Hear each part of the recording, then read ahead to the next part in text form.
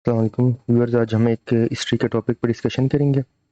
ये टॉपिक जो है लीगल एस्पेक्ट पे भी है और हिस्टोरिकल पर्सपेक्टिव पे भी है। तो इसमें जो टॉपिक आज हम डिस्कस करने जा रहे हैं इसका नाम legal position of women in Indian subcontinent 1500 BECE before common era से लेकर 1703 कॉमन एरा औरंगजेब के दौर पर। तो ये जो टॉपिक है ये प्रैक्टिकली वैदिक एजेस के साथ डील करती है, जो इंडिया में जो विदास कंपाइल की गई थी उस दौर के ऊपर बात करेगी।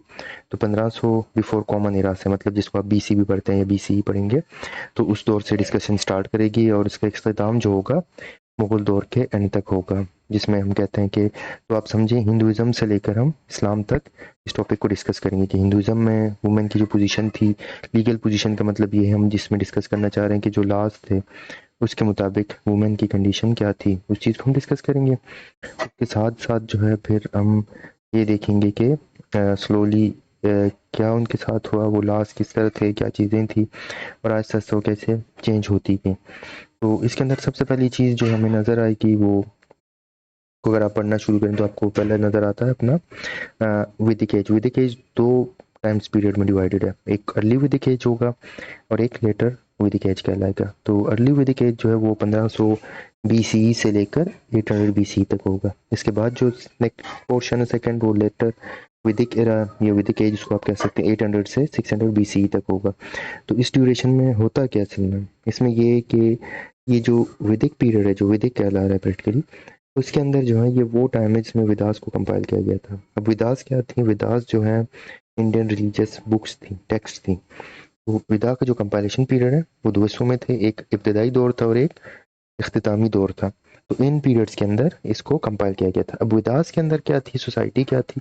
तो उस दौर में जितनी जो सोसाइटी थी, लोगों के राइट्स थे, चाहे सिविलियंस थे, पॉलिटिकल थे, इकोनॉमिकल थे, जेंडर बेस्ड थे, जो भी थे वो इन वेदास के ऊपर डिपेंड करती थी। तो विदा का जो दौर है, इस विदा को हम अपने टॉपिक के साथ रिलेट करते हुए इस तरह देखेंगे कि ये जो दौर था विदास वाला, ये प्रैक्टिकली जो विदास थे ये कोड्स थे, ला थे, कानून थे, कवानीन थे। तो इसके अंदर बहुत सारी चीज़ें और भी थी, डिस्कशंस थी, मतलब रिलीजियस एस्पेक्ट्स को हम उस तरह नहीं देखेंगे कि गॉड के साथ क्या रिलेशनशिप था, हम सिर्फ लीगल देखेंगे कि ह्यूमन टू ह्यूमन रिलेशनशिप थी वो क्या थी, कैसी थी। तो इसको हम डिस्कस करेंगे। तो इसमें ये कि को इस दौर में एक बहुत अच्छी थी चीज़ थी जिसको अब रिलीजन को हम अवॉइड भी करेंगे, लेकिन जो रिलीजन की डिस्कशन होगी वो लॉ के साथ रिलेटेड होगी।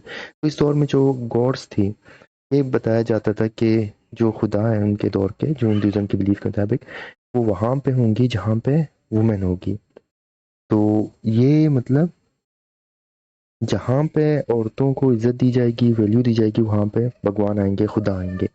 ये बहुत मतलब एक आप समझ सकते हैं इस कॉन्टेक्स्ट से, इस बात से कि वुमेन की जो स्टेटस थी, लीगल पोजीशन देख लें सोसाइटी के अंदर, या जो वैदिक टाइम था उसके अंदर क्या थी, वो ये कह रही थी कि जहाँ वुमेन को आप वैल्यू देंगे, इज्जत देंगे, वहाँ पे खुदा मौजूद होगा। तो मतलब उसकी रिस्पेक्ट के साथ खुदा का मौजूद होना या ना होना औरत के साथ गारंटी है।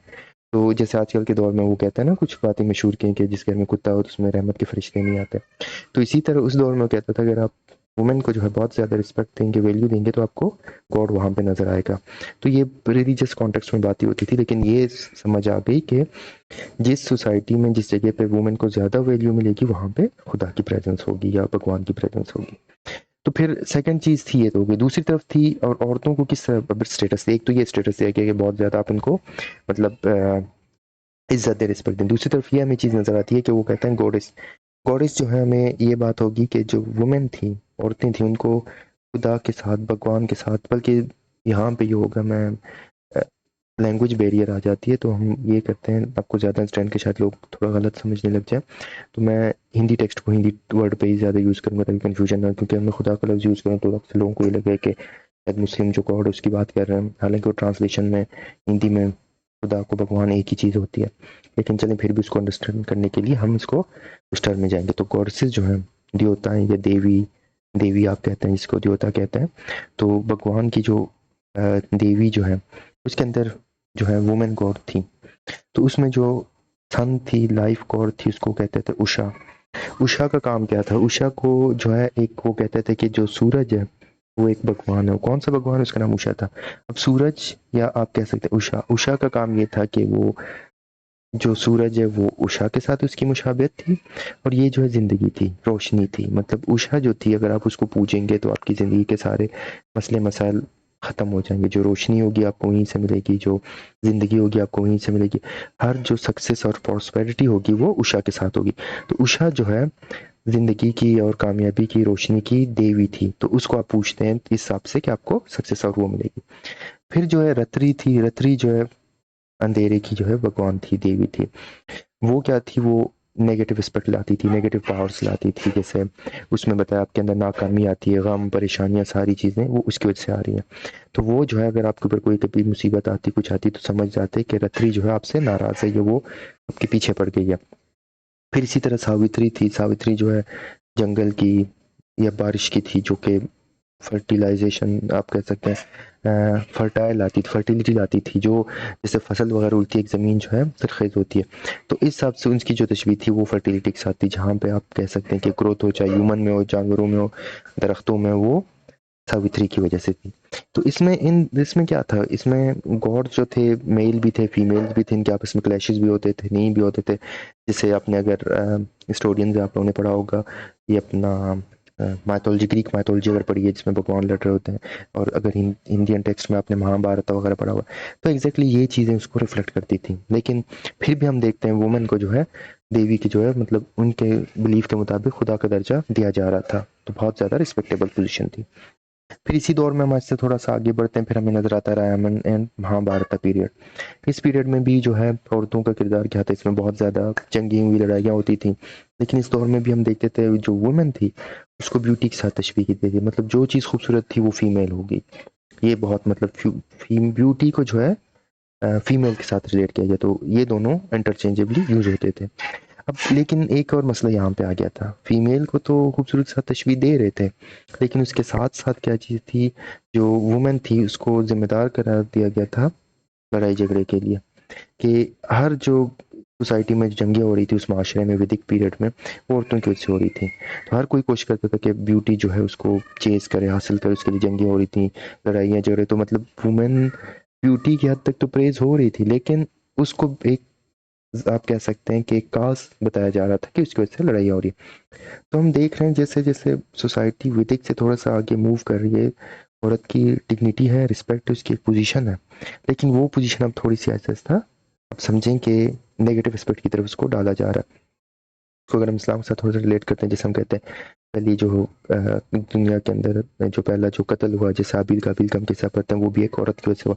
यहाँ पे भी जो है वो तशबीह आप देखिए औरत के साथ आ रही है ये चीज़ें। तो अगर इस पीरियड को, जो पूरा पीरियड अगर इसको हम समराइज करना चाहें, जो वैदिक, लेटर वैदिक, महाभारत एज है, मतलब हम कह रहे हैं कि 1500 से लेकर 600 तक, अगर इस पीरियड को हम समराइज करें, ब्रीफली कहें कि मतलब इन शॉर्ट क्या थी वुमेन की, लीगल स्टेटस क्या थी, क्या पोजीशन थी उसकी, तो हमें नजर आएगा कि इसके अंदर वुमेन को वो सारे राइट्स हासिल थे जो एक ह्यूमन बीइंग को है, जो एक लिविंग बीइंग को थी। जैसे राइट टू लाइफ, मतलब ये नहीं था कि उसको ऑनर के किलिंग पे मार दिया जा रहा है या किसी और वजह से इसलिए टारगेट किया जा रहा है क्योंकि वो फीमेल है, नहीं, उसको भी जिंदा रहने का इतना हक था जितना एक ह्यूमन बीइंग को है।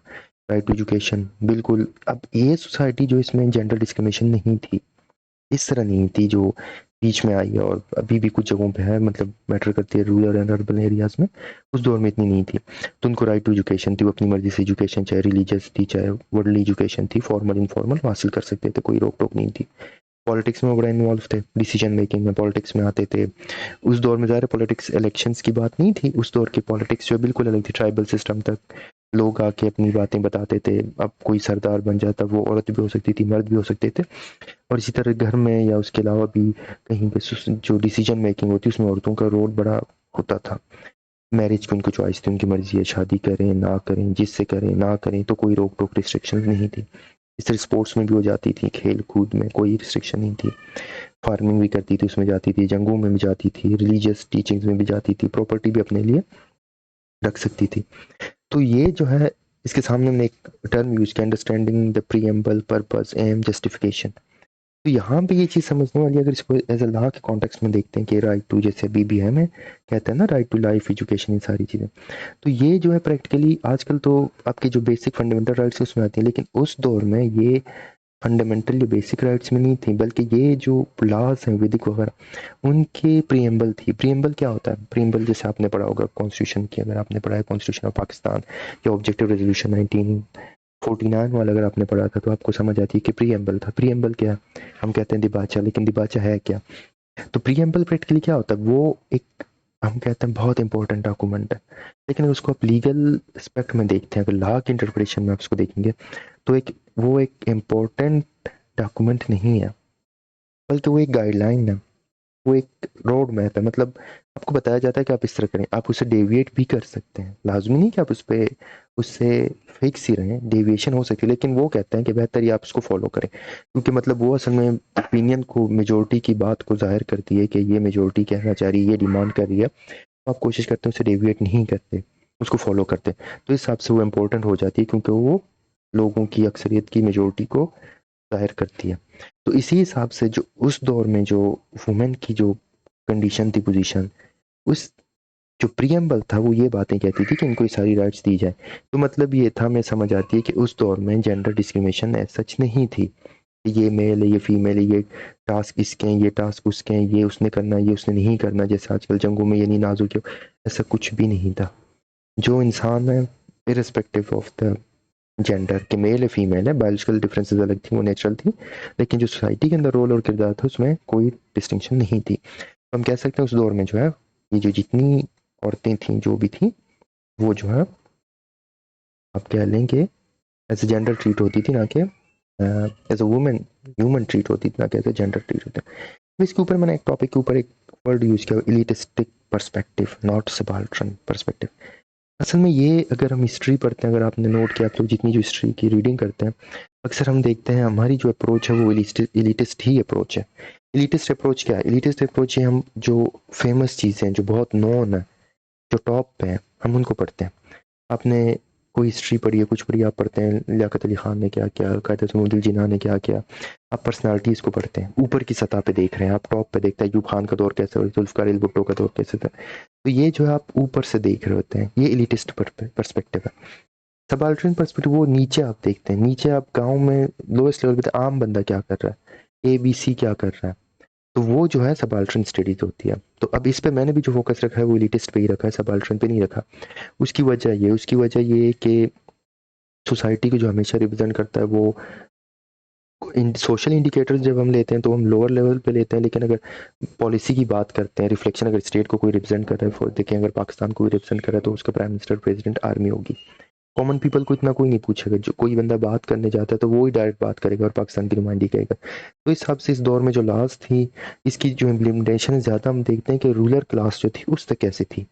अब लोएस्ट क्लास में हर जगह डिफरेंसेस थी, ये जितनी बातें अब जैसे मैंने की ये इस तरह थी, ये एलिटिस्ट पर्सपेक्टिव के तौर पे थी। लेकिन अगर सबाल्टर्न स्टडीज पे आप जाएंगे तो वो इसको क्रिटिसाइज करेंगे, वो कहेंगे नहीं, सोसाइटी ऐसी नहीं थी, वैदिक एज में भी डिफरेंसेस थी, लोगों के साथ जुल्म हो रहा था, ये सारी चीज़ें, ये बातें गलत हैं, बिल्कुल सारी थी। तो वो जो है सबाल्टर्न स्टडी था। तो हमारी जो स्टडी होगी वो मोस्टली एलिटिस्ट पे होगी, क्योंकि लास्ट भी लीड बना रहे हैं, इंप्लीमेंट भी उन्हीं पे हो रहा है। तो इस हिसाब से हमारा ज़्यादा जो फोकस होगा वो एलिटिस्ट पर्सपेक्टिव पे होगा, ना कि सबाल्टर्न पे होगा। उसके बाद नेक्स्ट हम स्लाइड पे आ जाते हैं, जो हमें आगे नज़र आता है। इसके बाद जो पीरियड हमारा शुरू होगा वो अपना, आप कह सकते हैं कि वैदिक के बाद जो है रिलीजन अब थोड़ी सी मजीद आगे जाएगी, इसमें हमें ऑफ शूट नज़र आते हैं, कुछ हमें जैनिज्म एंड बुद्धिज्म नज़र आती हैं, जो कि मज़ाहब थे जो पीस की बात कर रहे थे, आप लोगों ने रिलीजियस के तौर पे पढ़ा होगा। तो इसमें अब देखते हैं जैनिज्म और बुद्धिज्म किस तरह इसको देख रहे थे, इस सोसाइटी को, वुमेन को कैसे देख रहे थे। तो जैनिज्म और बुद्धिज्म जो है वो 600 BC वैदिक के बाद से शुरू होती है, 200 BC पे खत्म होती है। तो इसके अंदर वो वुमेन को कैसे डिफाइन कर रहे हैं, वो कह रहे हैं कि all souls regardless of gender possesses the potential for spiritual liberation। तो कहते हैं जितनी जो रूहें हैं, ठीक है, जेंडर को छोड़ के, उनके पास ये सलाहियत है कि वो रूहानी तौर पे आज़ाद हो सकें। रूहानी तौर पे, जैसे कर्म आपने पढ़ा होगा, एक टर्म होगा कि आपको जो इटर्नल हैप्पीनेस है वो मिलती है, बुद्धिज्म में आपको नजर आती है। जैनिज्म भी ये कहती है कि अगर आपको जो रूह और सोल और बॉडी जो है उसके, अगर आप कह सकते परफेक्ट फॉर्म चाहिए तो वो रूह हासिल कर सकती है, और वो जो है हर किसी की कर सकती है, चाहे मेल की हो फीमेल की। तो आप देख रहे हैं कि ये जो रिलीजन भी है, ये जो है इसकी बात कर रहे हैं इक्वलिटी की और उसमें कोई डिफरेंस नहीं। क्वेश्चन आप लोगों के जहन में उठ रहा होगा कि फिर ये डिमार्केशन कहाँ पे, तो इस्लाम शायद है क्या क्या। तो स्लो स्लो आगे हम जाएंगे, उसको भी डिफाइन करेंगे कि असल में हुआ क्या, कब सोसाइटी चेंज हुई, कहाँ पे क्या हुआ। लेकिन पहले हम स्लो स्लो ही जाएंगे। उसके बाद बुद्धिज्म जो है, बुद्धिज्म वो कहते हैं जो बुद्धा थे, सिद्धार्थ बुद्धा जो है वो पहले फेमिनिस्ट थे। वो जो है इक्विटी पे बिलीव करते थे, ना कि इक्वलिटी पे। अब इक्वलिटी और इक्विटी में क्या फ़र्क है? हम कहते हैं इक्वलिटी होनी चाहिए, जेंडर इक्वलिटी होनी चाहिए, जो कि मिस नॉर्म है शायद। इक्वलिटी नहीं, इक्विटी होनी चाहिए। इक्वलिटी और इक्विटी में फ़र्क है। इक्वलिटी ये आप कहते हैं बराबर देते हैं। फॉर एग्जांपल अभी 2 लोग मैं यहाँ खड़ा करूँगा, ठीक है? एक का कद 6 फुट है और एक का कद 4 फुट है। एक को मैं 1 मीटर कपड़ा दूँगा और 4 मीटर दूँगा, और दूसरे को भी 4 मीटर दूँगा। तो जो 4 फुट का 4 मीटर उसके लिए इनफ है, लेकिन 6 वाले को दूंगा तो ये ज्यादती होगी। तो ये इक्वलिटी नहीं है, डिस्ट्रीब्यूशन मैंने इक्वल किया, लेकिन ये इक्वलिटी होगी। इक्विटी क्या है? 4 वाले को मैं 4 दूंगा और 6 वाले को 6 दूंगा। तो जिसकी जितनी नीड और डिजायर होगी उसको उतनी मिलनी चाहिए। तो बुद्धिज्म ने आके ये बात की कि इक्वलिटी नहीं, इक्विटी होनी चाहिए। हर किसी को उसके मुताबिक वो मिलना चाहिए। फॉर एग्जाम्पल अगर हम जेंडर की बात करें, इसी में जेंडर के तौर पर जाते हैं, मेल और female, man and women equal है, ठीक हो, इक्वल है। लेकिन वो इक्वल नहीं है, उनको हम इक्वल नहीं कर सकते, उनको हम इक्वेट करते हैं। इक्वेट करने का मतलब ये कि हम उनकी रिस्पॉन्सिबिलिटीज देखें। ये इस तरह होगा, मेल फीमेल को अगर आपने एक टास्क दिया, दोनों ने वो टास्क बराबर कर लिया, जिम्मेदारियां दी अदा की, लेकिन एक टाइम आया वो जिम्मेदारी अदा नहीं करती। फॉर एग्जाम्पल प्रेगनेंसी आ जाती है, वुमेन की जो फिजिकल कैपेसिटीज हैं, सलाहियतें, वो कम हो जाती। तो उस हिसाब से आपने उस दौर में उससे फिजिकल काम नहीं लेना। ये इक्विटी होती। इक्वलिटी क्या कहती, नहीं आप उस पर करवाएं, जो भी है रिस्पेक्ट ऑफ द। तो ये जो है बुद्धिज्म इक्विटी की बात कर रही थी, ना कि इक्वलिटी की। तो ये चीज आई होप आपको अंडरस्टैंड समझ आ गई होगी। फिर इसके बाद हम आगे जाते हैं, अशोका द ग्रेट जिसको हम कहते हैं, उसका पीरियड आ जाता है। उसके दौर में भी हम देखते हैं क्या हुआ। अशोका के दौर में भी जो इंडिया कहते हैं तरक्की, तो उस दौर में भी हम देखते हैं जो उनकी जो सिस्टर थी, संगातमा जिसको कहते हैं, या आप कहते हैं संघामित्रा जो थी, उनकी सिस्टर थी, वो बुद्धिज्म को बहुत ज़्यादा प्रीच करने लगी। तो हमें ये नज़र आता है कि जो है बुद्धिज्म को ना सिर्फ मेल प्रीच कर रहे थे, बल्कि फीमेल भी कर रहे थे। तो सोसाइटी में वुमेन का एक बिल्कुल इक्वल रोल आपको नज़र आ रहा है। 2 मर्दों ने ज़्यादा हिस्ट्री लिखी, जिसको इससे जो है मैन के रोल को बहुत ज़्यादा हाईलाइट किया गया। उनको हीरोइज्म और हीरो और मैस्कुलिनिटी सारी डिफाइन की गई, लेकिन ऐसा नहीं था, उसमें बहुत सारी चीज़ें थी। फिर हमें चंद्रगुप्त जो है उसका पीरियड नजर, चंद्रगुप्त 2 का पीरियड जो है नजर आता है। उसमें भी हम देखते हैं क्वीन कुमारी जो थी, हाँ, कुमारा देवी जो थी, वो बड़ी पावरफुल एक क्वीन थी। वो मतलब उसके नाम पे सिक्के भी थे, और हर डिसीजन में लोग उससे डरते थे। मैन वॉरियर्स भी थे जो उसके दौर में डरते थे उस पर हमला करने से। तो वो इतनी एक ब्रेव खातून थी कि आप समझे कि जो मैन रूलर थे वो भी उससे डर रहे थे, उसकी सलाहियतें और उस पर वो मान रहे थे। हमें नजर आ रही है कि फीमेल जो है मैन के बराबर जा रही है। तो अब होता क्या है, क्या हो गया कि सोसाइटी में इनइक्वलिटी आ गया और सब कुछ चेंज हो गया। इसके बाद आता है नेक्स्ट एरा 200 बीसीई। तो 200 बीसीई में जो है एक बंदा आता है मानू के नाम से, जो मानू सिमित्री दौर जिसको कहलाता है। वो शुरू होता है 200 बीसी से लेकर 647 एडी या सीई कॉमन एरा तक। इस दौर को जो है द एरा ऑफ मैन मैंने कहा है, ये मर्दों का दौर है। अब मानू सिमित्री आया, मानू ने क्या किया, मानू ने मानू शास्त्र लिखी। मानू ने एक आइडिया दिया, उसने कहा हमने एक एम्पायर बनानी है। तो एम्पायर बनानी है, एम्पायर के लिए हमें पावर चाहिए, पावर चाहिए, मैन चाहिए, बंदे चाहिए। तो उन्होंने कहा टास्क को डिस्ट्रीब्यूट करते हैं। इनिशियल डेज में उन्होंने क्या किया कि फीमेल का काम क्या होगा, फीमेल का काम ये होगा कि वो चाइल्ड ग्रूमिंग करें, बच्चों की तरबियत करें, बच्चे पैदा करें, ज़्यादा से ज़्यादा करें। और जब वो ये काम करेंगी तो उनको आराम की ज़रूरत है, वो बाकी चीज़ों से दस्तबरदार हो जाए। मर्द जो है बाकी जिम्मेदारियां संभालें, मर्द जिम्मेदारियां संभालेंगे, और औरतें जो है घर में बच्चे पैदा करेंगी, उनका ख्याल रखेंगी, उनकी तरबियत देंगी। औरतों की सारी जिम्मेदारी मर्दों पे आ गई, और औरतें जो है आराम से बैठ के आराम करें, और जो नशोनुमा बच्चों की है परवरिश उस पर ध्यान दें। तो टास्क जो है, ड्यूटीज जो है शिफ्ट हो गया, साइन की गई। बड़ा एक अच्छा औरत को एक रोल मिल गया, आराम से बैठे, खाएं पिए, बच्चों को पालें, आपको कुछ भी नहीं करना, सारा मर्द ही उठाएगा। बहुत अच्छी बात है, मतलब आराम मिल गया। किसको आराम नहीं चाहिए, सब कुछ हो जाए, महारानी की तरह बैठे गए। तो ये जो टाइम पीरियड था, इसने एक बहुत बड़ा शिफ्ट लाया, जिसकी वजह से बहुत नेगेटिव शिफ्ट आ गया सोसाइटी में। हुआ क्या, जब मर्दों ने चीजें संभालनी शुरू की, outside politics, power, finance, war, सब, औरतें तो घरों में आ गई, ठीक है, रहना शुरू हो गया, डिपेंडेंट होना शुरू हो गया था। औरतें जो है उनको जंग लगना शुरू किया, विद इन 4 वॉल्स कन्फाइन हो गए। सोसाइटी चेंज होती रही, मर्दों की डोमिनेंस बाहर आती गई, पावर उनके पास आ गई, इकॉनमी सब कुछ। औरतें जो है मर्दों के ऊपर डिपेंड करने लगी, और इस डिपेंडेंसी में आहिस्ता आहिस्ता वुमेन का जो है रोल वो बिल्कुल खत्म हो गया, सबऑर्डिनेट हो गई वो। यहाँ तक लास्ट डेज में जब ये एंडिंग गिरा आता है मानू का, तो यहाँ तक औरतों की स्टेटस ये हो जाती है कि वो कहते हैं कि औरत जो है आज़ाद रह नहीं सकती। अगर वो बेटी पैदा होती है तो बाप के साथ अटैच हो, और अगर बाप की अटैचमेंट की एज गुजर जाती है, बालिग होती है, तो फिर उसको हस्बैंड के साथ अटैच होना चाहिए।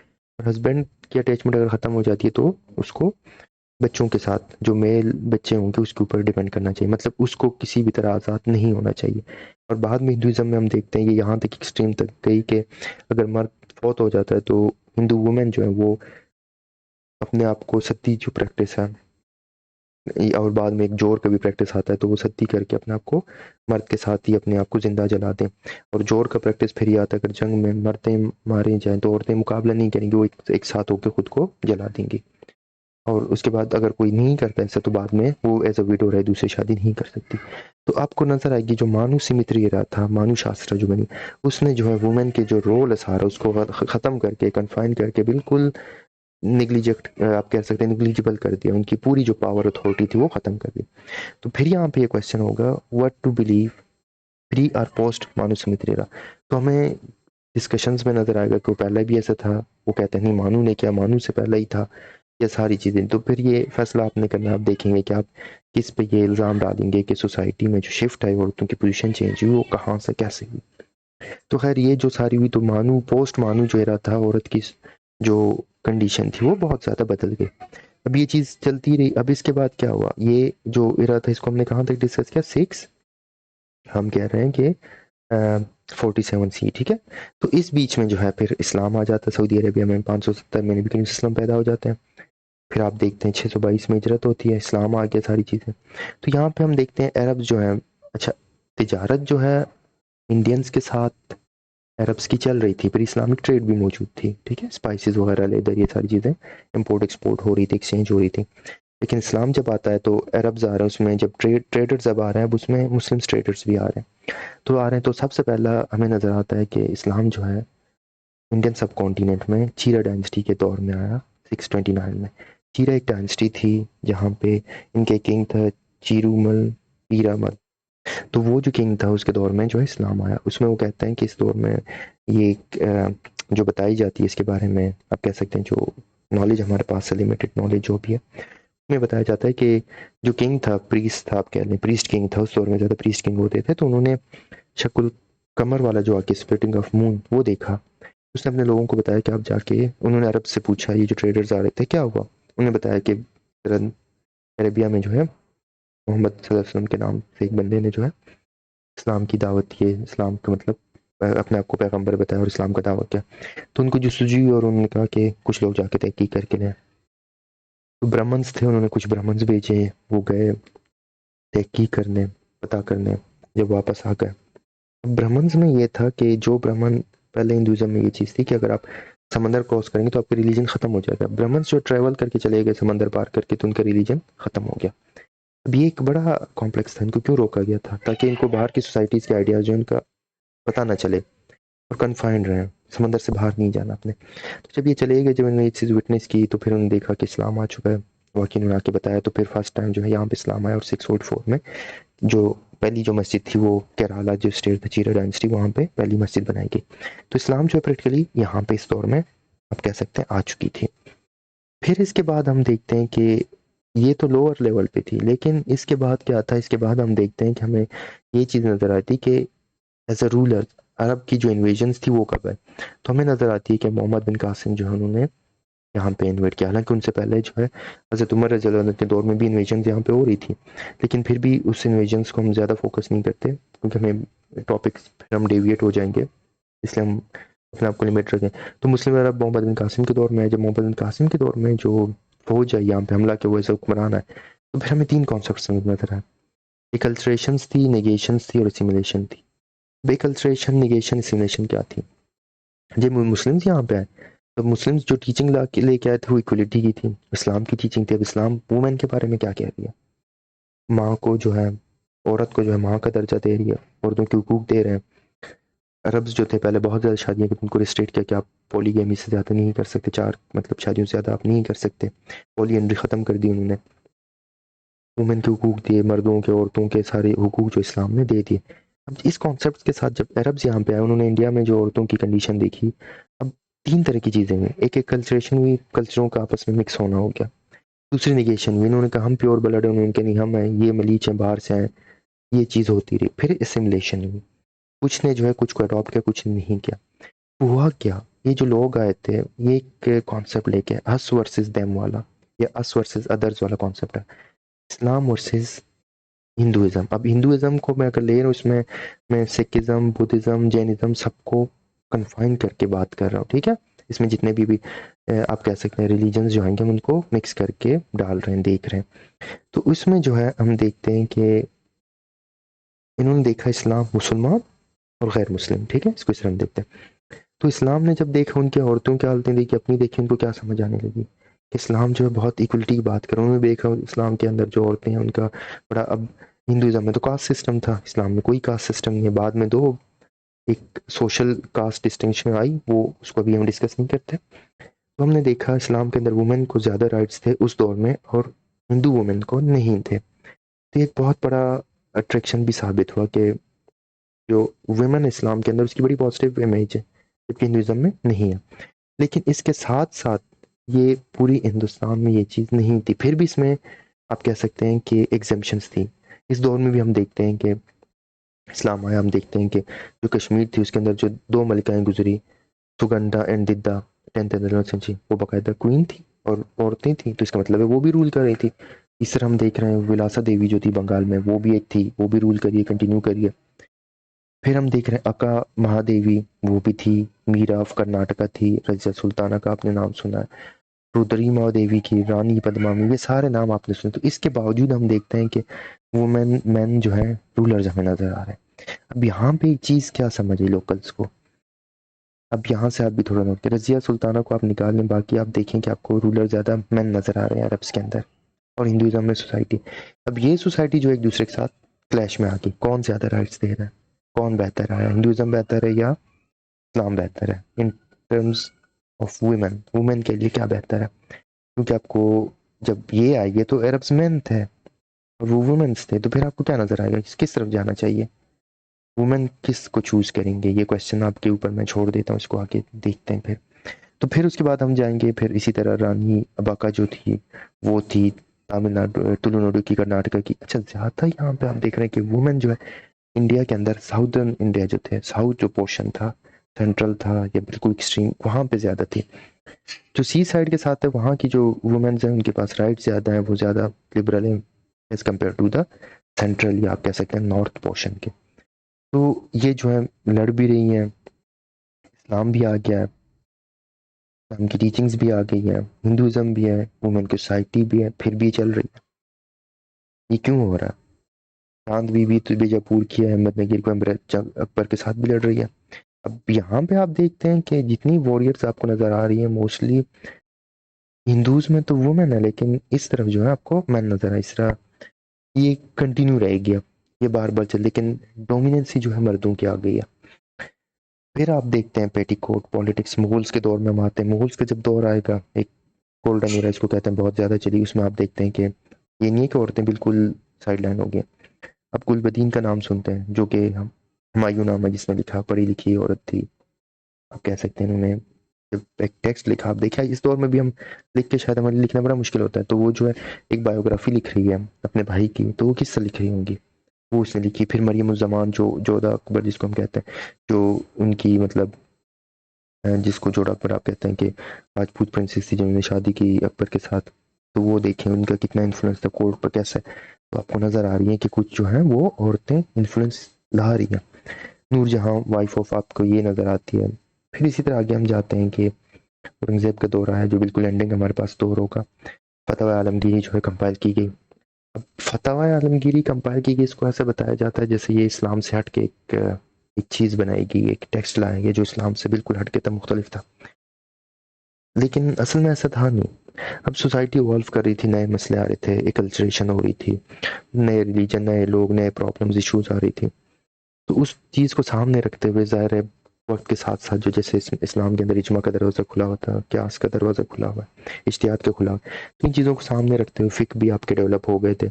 तो औरंगज़ेब ने जो है एक फतवा आलमगीरी प्रैक्टिकली आप कह सकते हैं रिलीजियस बुक थी जो कोडिफाइड की, क्योंकि कुरान मजीद जो है वो लास्ट उसमें मौजूद है, लेकिन वो कोडिफाइड नहीं है। मतलब आप ये नहीं कह सकते कि एग्जैक्ट किसके कानून किस हैं, तो बुक आपको ला की बुक की फॉर्म में वो नज़र नहीं आएगा। कुरान मजीद जो है वो कुरान मजीद है, उसके अंदर सारी तालीमात है, स्पेसिफिक आपको नहीं मिले कि ये चैप्टर इस कानून के साथ है।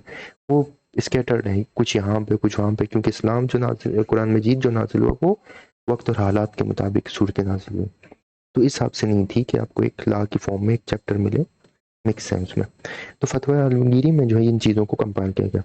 इसमें एजुकेशन की बात की गई, मैरिज की, डोमेस्टिक, तो ये जब इंट्रोड्यूस किया तो फतवा अलमगीरी में जो है जब एजुकेशन की बात आई तो उन्होंने कहा जैसे इस्लाम कहता है हर मर्द और औरत पे फ़र्ज़ है, वो कह रहे हैं फ़र्ज़। अब ये हुआ क्या, फतवा आलमगीरी जो है वो फोकस करेगी किस पे, मुस्लिम्स पे, इर्रिस्पेक्टिव ऑफ हिंदूज। वो हिंदुओं पे जोर नहीं देगी, ये जोर देगी मुस्लिम्स पे। मुस्लिम्स को एजुकेशन हासिल करनी चाहिए, मैरिज की पाप अलाउ हुआ, जैसे वली हो तो कर सकते हैं, डोमेस्टिक वायलेंस नहीं होनी चाहिए, पॉलीगैमी के लिए कंसेंट होनी चाहिए, इनहेरिटेंस एंड प्रॉपर्टीज मिले। जब ये स्टेट लेवल पे इम्प्लीमेंट करना शुरू हो गए, इसकी इम्प्लीमेंटेशन शुरू हुई, तो फिर अब आप देखें कि जो आपके वो थे हिंदूज थे जो प्री हम कह सकते हैं पोस्ट मानुस्मृति इरा में थे, तो वो कहाँ गए, मतलब उनको अब क्या मिला, मतलब उनको अब ये बताएं कि वो क्या देख रहे हैं, उनको क्या पोजीशन समझ आ रही है। उनके लिए शायद जो है बड़ा ये मुश्किल हो गया कि मतलब इस्लाम तो है, इनको ये देख रहे तो हम कहाँ जाएं। अब हम इस्लाम को फॉलो करनी आबादी ज़्यादा हिंदुओं की है, अब किस जगह पे जाएं। तो फिर हमें नज़र आएगी कि जो वुमेन की जो स्टेटस थी इसके अंदर इस पूरे ड्यूरेशन में इसकी हम बात करते हैं वैदिक एज से लेकर मुगल पीरियड तक, तो साउथ एशिया के अंदर जो है ये मुख्तलिफ फेजेस में मुख्तलिफ लोगों के लिए मुख्तलिफ रही, मतलब उसको जनरलाइज नहीं कर सकते। वैदिक एजेस और लेटर वैदिक एजेस अप टू मानुस्मृति एरा, इस दौर के अंदर औरतों की कंडीशन बहुत बेहतर थी, जो औरतें साउथ इंडियन सब कॉन्टिनेंट के अंदर रह रही थी। जब मानुस्मृति का दौर आया, ये मानू का एरा जो आया, उसके अंदर औरतों की कंडीशन सब कॉन्टिनेंट के अंदर खराब होनी होगी, सेकंड क्लास की तरफ चली गई। जब इस्लाम आया, इस्लाम ने जो है ज़्यादा फोकस रखा किसके ऊपर, मुस्लिम्स के ऊपर, तो इस हिसाब से जो है मुसलमानों की कंडीशन बेहतर रही और हिंदुओं की डिटोरेट हो गई। कोई क्वेश्चन वगैरह हो तो काइंडली कंटिन्यू कीजिए। थैंक यू, अल्लाह हाफिज़।